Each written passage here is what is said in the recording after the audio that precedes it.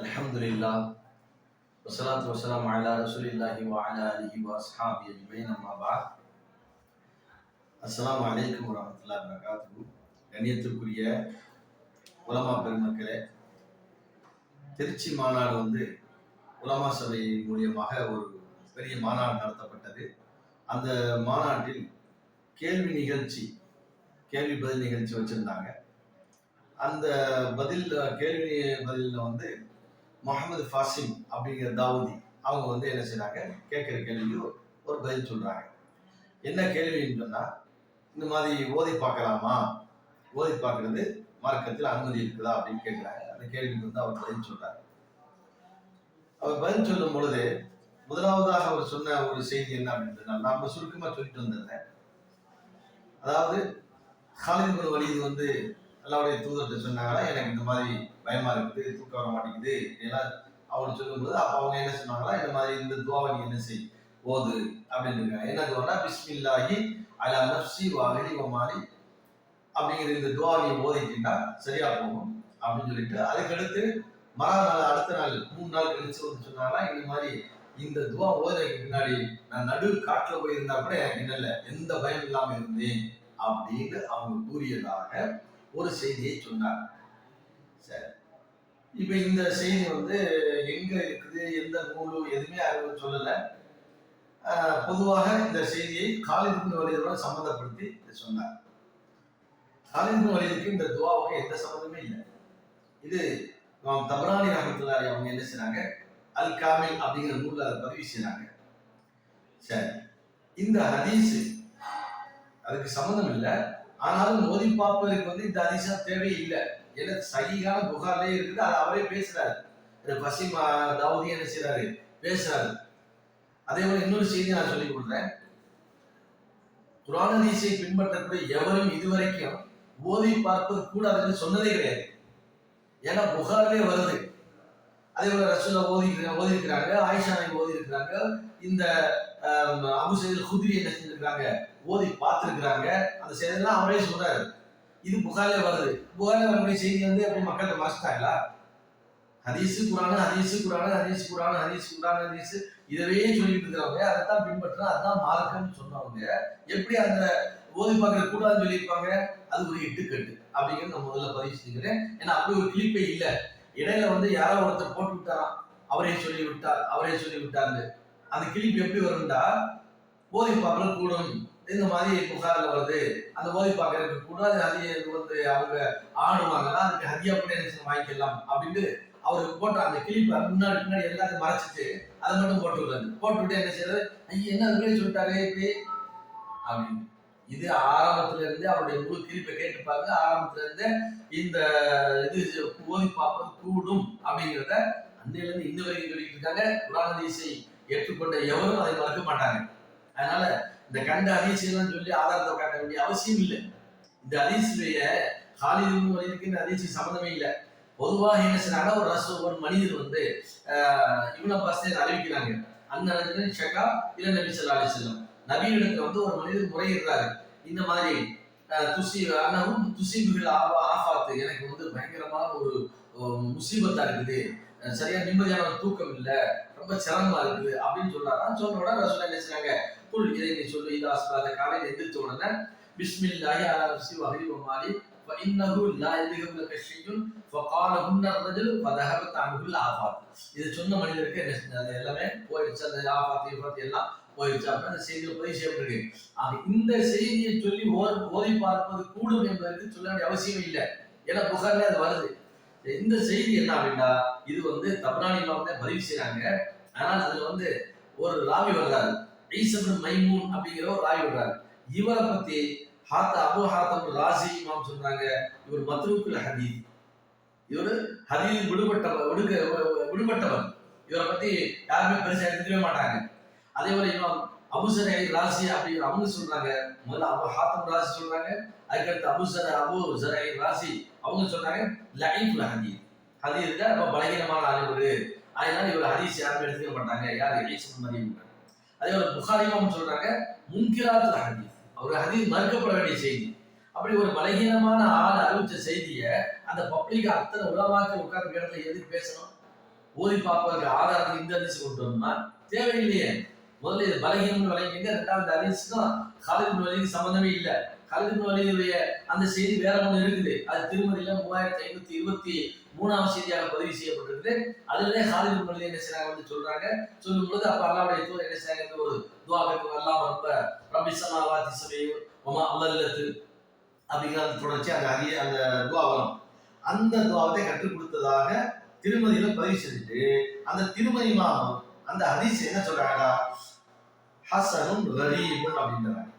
இந்த செய்தி வந்து என்னது, ரொம்ப கரீபான செய்தி, ஹஸன் கரீபுன் அப்படிங்கிறாங்க.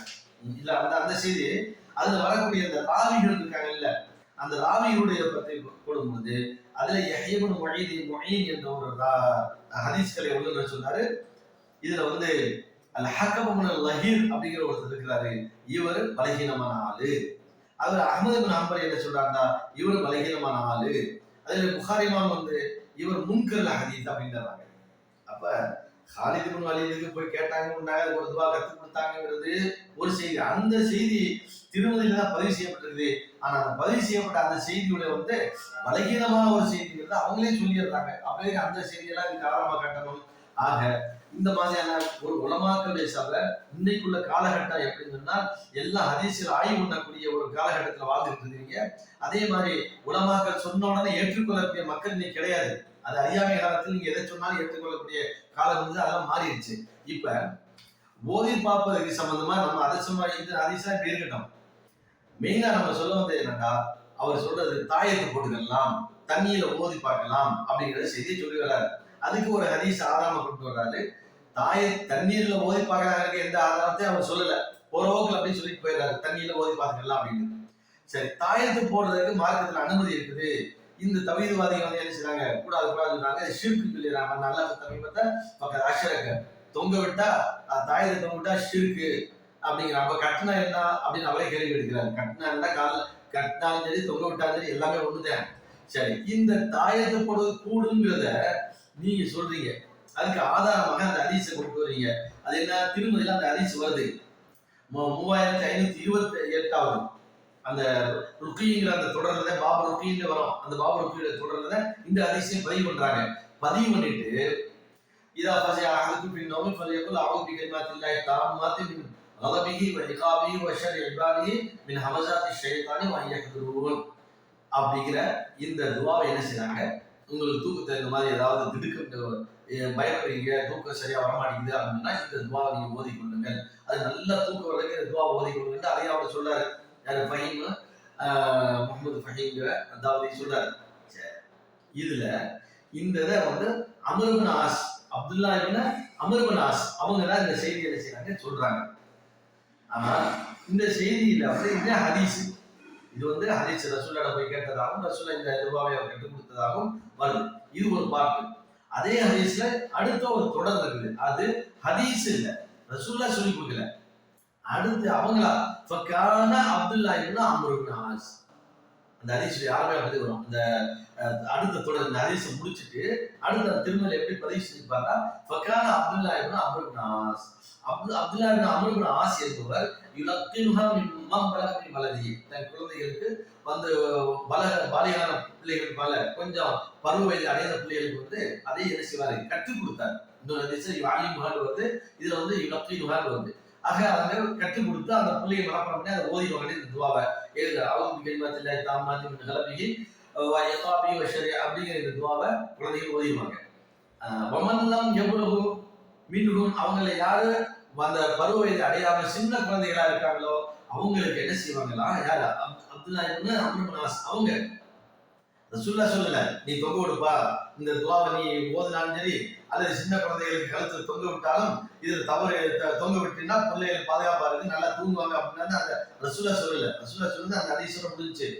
அதாவது மின் ஹமஸாத்தி ஷைத்தான் வ யஹ்துரூனி வ இன்னஹா லன் தன்சு, அந்த இந்த இதோட அது முடிஞ்சது.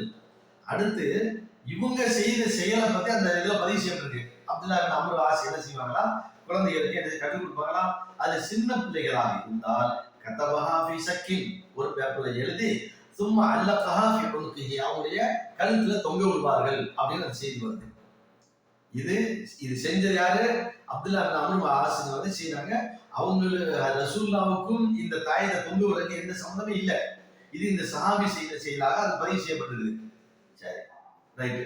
அப்போ ஒரு சஹாபி செஞ்சது தப்பாகுமா அப்படிங்கிற கேள்வி அங்க வந்துடும். அதனால சஹாபிகள் யாரும் என்ன செய்ய மாட்டாங்க, ஹதீஸுக்கு முரணாக செயல்பட மாட்டாங்க. ரசூலுல்லாஹி சுன்னத்துக்கு முரணாக எந்த ஒரு சஹாபியும் செயல்பட மாட்டாங்க. அது 100% உண்மை. அதுல எந்த மாற்று கருத்தும் இல்லை. சரி, இந்த ஹதீஸ முதல்ல சஹீஹான ஹதீஸான்னு பாருங்க. அவரே திருமதியில 3528வது செய்தியா பதிவு செஞ்சு ஹாதா ஹதீஸுன் ஹஸனுன் கரீபுன் அப்படின்றாங்க. கரீபுன் ஹஸன், இது ஹதீஸ் சஹீஹ் இல்ல, ஹஸன். இந்த கருத்து நல்ல கருத்து, ஆனா கரீபுன் இது வந்து நூதனமான செய்தி, இது ரசூலுல்லாஹ் சொல்லவே இல்லை அப்படிங்கிறாங்க. சுத்தமா லைஃப்ன்றாங்க. கரீபுன் போட்டாலே என்ன அர்த்தம்? இது லைஃப் அப்படின்றாங்க. சரி, எப்படிங்கிறத நம்ம பார்ப்போம். இந்த ஹதீஸ் வந்து அலி இப்னு ஹுஜர் அப்படிங்கிறவங்க என்ன செய்றாங்க, அதை பதிவு செஞ்சு அவங்க சொல்றாங்க, இதுல இஸ்மாயில் இப்னு அய்யாஷ் அப்படிங்கிறவர் வர்றாரு. இதுல முஹம்மது இப்னு இஸ்ஹாக் அப்படிங்கிறவர் வர்றாரு. இப்ப அவங்க இந்த தொடர்ல, அதாவது அலி இப்னு ஹுஜர் அவர் வந்து இஸ்மாயில் இப்னு அய்யாஷை கேட்டதாகவும், இஸ்மாயில் இப்னு அய்யாஷ் என்பவர் முஹம்மது இப்னு இஸ்மாயில் இஸ்ஹாக் அவர்களை தொட்டும், அவர்கள் வந்து அம்ர் இப்னு ஷுஐப் அவர்களிருந்தும், அவர் வந்து அபி, அந்த அம்ர் இப்னு ஷுஐபுடைய தந்தை, அந்த தந்தையார் தான் முஹம்மது, அவரிடம் வந்து அன்ஜத்திஹி, அந்த ஜத்துக்கு போயிடாரு. முஹம்மதுடைய தந்தையாரு அப்துல்லா, அப்துல்லா இப்னு அம்ர் இப்னு ஆஸ், அப்துல்லாவை இடையில மற்றொரு விடுபட்டு இருக்காரு. அந்த அவர் வந்து அந்த அம்ர் இப்னு ஷுஐப் அப்படிங்கிற அந்த அபி, அந்த அபு வந்து முகமது, இந்த முகமது தன் பாட்டனாரிடம் இருந்து கேட்டதாக சொன்னாரு. இந்த சிலவர்கள் என்ன செய்றாங்க, இந்த ஹதீஸ்ல வந்து மத்ரூக், அதாவது இடையில ஒரு ஆள் விடுபட்டு இருக்குது அப்படிங்கிறாங்க. அதனாலேயே இந்த ஹதீஸ் ஒரு சில பேர் என்ன செய்றாங்க, பலகீனம்னு சொல்லிடுறாங்க. சரி, அது கூட ஓரளவு சில பேர் இல்ல அவருடைய பாட்டனார்கிட்ட நேரடியாவே கேட்டிருக்கிறாரு, யாரு இந்த முகமதுங்கிறவரு கேட்டிருக்கிறாரு அப்படின்ட்டு சில பேர் சொல்றாங்க. சில பேர் இல்ல கேட்கல அப்படிங்கிறாங்க. அது எப்படி இருந்தாலும் சரி, நம்ம இப்ப அது கூட பெரிய பிரச்சனை இல்லை. ஆனால் அந்த ஹதீஸ்ல வந்து முஹம்மது இப்னு இஸ்ஹாக் ஒருத்தர் வர்றாரு. இவரு பிரச்சனைக்குரியார். இவர் உள்ள அந்த அறிவிப்பு இருப்பதனால இந்த ஹதீஸ கரீபுன் அவர் சொல்றாரு. ஹசனும் கரீபுன் சொன்ன காரணம் என்னன்னா, முஹம்மது இப்னு இஸ்ஹாக் இதுல வந்துடாது. இது அபூதாவுல வருது. அபூதாவுல 3893 செய்தியா பதிவு செய்யப்பட்டிருக்குது. நசையில வந்து 765 செய்தியா பதிவு செய்யப்பட்டிருக்குது. திருமதியில வந்து 3528 செய்தியா பதிவு செய்யப்பட்டிருக்கு. இது எல்லா அறிவிப்புலையும் யார் வர்றார்? இந்த முஹம்மது இப்னு இஸ்ஹாக் வர்றார். இந்த முஹம்மது இப்னு இஸ்ஹாக் எப்படிப்பட்ட ஆளு? ஏன் இந்த ஹதீஸ கரீப்னு சொல்றாரு? இது இமாம் திருமதி ரஹ்மத்துல்லாஹி இது ஏன் அவர் பலகீனமாக ஆக்குறாரு? என்ன காரணம் அப்படின்னா, அந்த ஹதீஸ் கலை வல்லுநர் இல்ல யஹ்யா இப்னு ஸஈத்ங்கிறவர் சொல்றாரு, இவர் எந்த ஒரு செய்தி அறிவித்தாலும் நான் வந்து அந்த ஹதீஸை விட்டுருவேன் அப்படிங்கிறார். தரக்து ஹதீஸஹு முத்தஅம்மிதன், வேணும்னே விட்டுருவேன். ஏன்னா இவர் ஒரு ஹதீஸ்ல வந்து ஒரு சிறந்த மனிதனே சொல்ல முடியாது. இவர் பொய் சொல்லுவாரு, இவர் வந்து ஒரு மறதியான ஆளு அப்படிங்கிற யாருமே சொல்லல. இவர் நல்ல மனிதர், இவர் வந்து சாலிகான மனிதர்.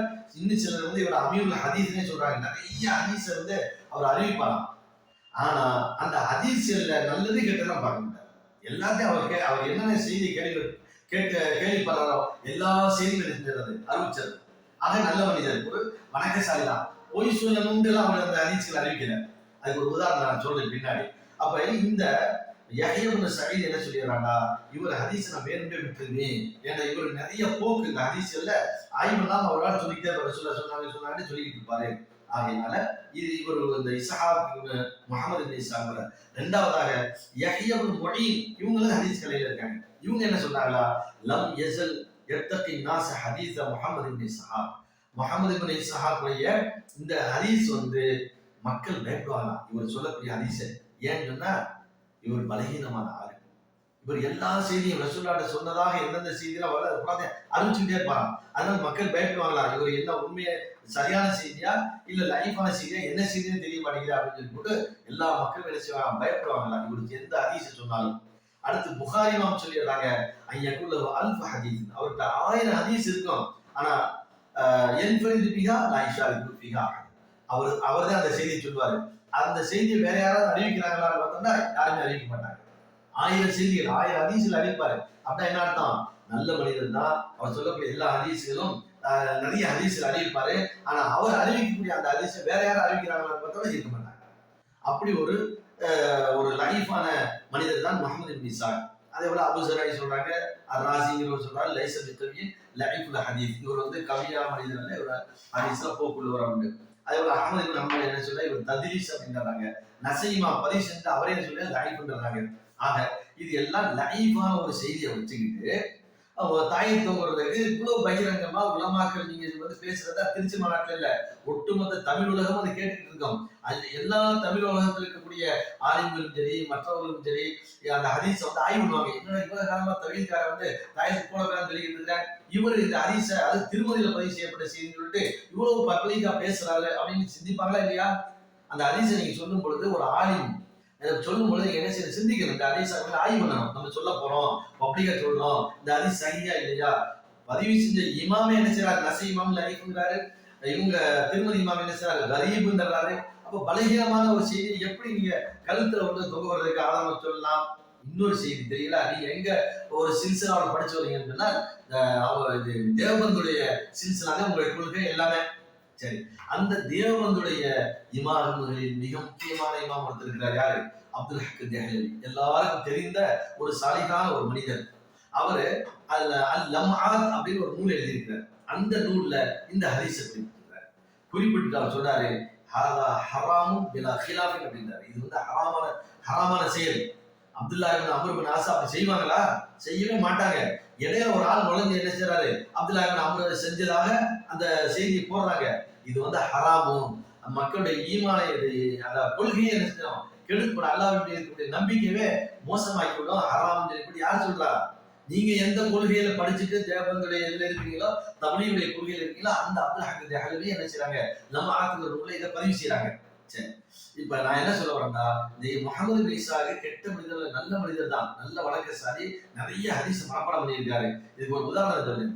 இமாம் ஷேக் ஜக்கரியா இருக்காங்கல்ல, இலியாஸ் ரஹ்மத்துல்லாஹி அந்த அவங்களுடைய மருமகன் நினைக்கிறேன். அந்த ஜக்கரியா இமாம் என்ன செய்யறாங்கன்னா ஒரு நூலை தொகுத்திருந்தாங்க. தாலிமுக்கு எல்லாம் ஒரு காலத்துல அந்த தாலிமுக்கு தான் தப்லீகாரங்க பூரா வாசிப்பாங்க.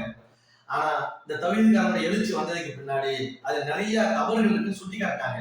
சுட்டி காட்டினதுக்கு பின்னாடி என்ன செஞ்சாங்க? டக்குனு அந்த கிதாபுகள் அந்த தாலிமுக்கு ஓரமாக்கிட்டு முன்தஹபாத்துல் அஹாதீஸ்னு சொல்லி போட்டு ஒரு சுருக்கமான, அதுலயும் சில பலகீனமான ஹதீஸ்கள் இருக்குது. இருந்தாலும் அந்த நூலத்தை இப்ப எல்லாரும் படிச்சுக்கிட்டு இருக்காங்க. அந்த தாலீம் புக்கை எழுதுன யாரு? ஷேக் ஜக்கரியா அவங்களே எழுதுனது. அவர் கெட்ட மனிதா? நல்ல மனிதர், வணக்கசாலி, மதீனாவிலே இருந்தாரு. அவருடைய மரணத்துக்கு மதீனாவில் வந்து வெறும் கூட்டம் வந்தது. அங்க உள்ள எல்லா பேரும் சொன்னாங்க, என்ன இவ்வளவு கூட்டம் இருக்கு? அங்க உள்ள சவுதிக்காரங்க சொன்னாங்க, ஷேகுல் ஹிந்த் மௌத்தாயிட்டாங்க. நல்ல மனிதர் தான். ஆனால் அவர் வச்சு அவர் எழுதின செய்திகள் பூரா என்னது? பூரா கற்பனை செய்திகள். அதனால தூக்கி ஓரம் கட்டிட்டாங்க. அந்த செய்தி பூரா பலகீனம், முன்கராத்து, மௌலாத்து செய்தினால யார் எழுதினது? ஷேக் ஜக்கரியா எழுதினது. அவர் நல்ல மனிதர், ஆபிது. ஆனால் அவர் கோர்த்த அந்த அந்த புக்கில் இருக்கக்கூடிய செய்திகள் அது பூரா மௌலாத்துகளை எழுதி வச்சதுனால அந்த புக்கை ஓரம் கட்டியிருக்கணும். அது எல்லாம் தெரிஞ்சதான். அது மாதிரிதான் முஹம்மது இப்னு இஸ்ஹாக் நல்ல மனிதர் தான். ஆனால் அவர்கிட்ட ஆயிரக்கணக்கான ஹதீஸ்கள் இருக்கும். எல்லா ஹதீஸுமே என்னன்னு பார்த்தோம்னா பலகீனமா தான் இருக்கும். ஆகையால் கண்ணியத்துக்குரிய உலமாக்களே, நீங்க ஒரு சபையில் இனிமேல் பேசக்கூடிய நேரத்தில் எந்த செய்தியை நீங்க சொன்னாலும் அந்த சொல்லக்கூடிய செய்தி சகிகா இல்லையா அப்படிங்கிற கவனத்தில் எடுத்துக்கொண்டு சொல்லுங்க. இல்லாட்டி இன்னும் நீங்க அதை பேசின நிறைய பேர் கதைகளையும் கட்டுக்கதைகளையும் அவுத்து விட்டுறீங்க. இன்ஷா அல்லாஹ் ஒவ்வொன்றாக நான் அதை அடுத்தடுத்த பதிவுகளில் விளக்க இருக்கின்றேன். அஸ்ஸலாமு அலைக்கும் வரஹ்மத்துல்லாஹி வபரகாத்துஹு.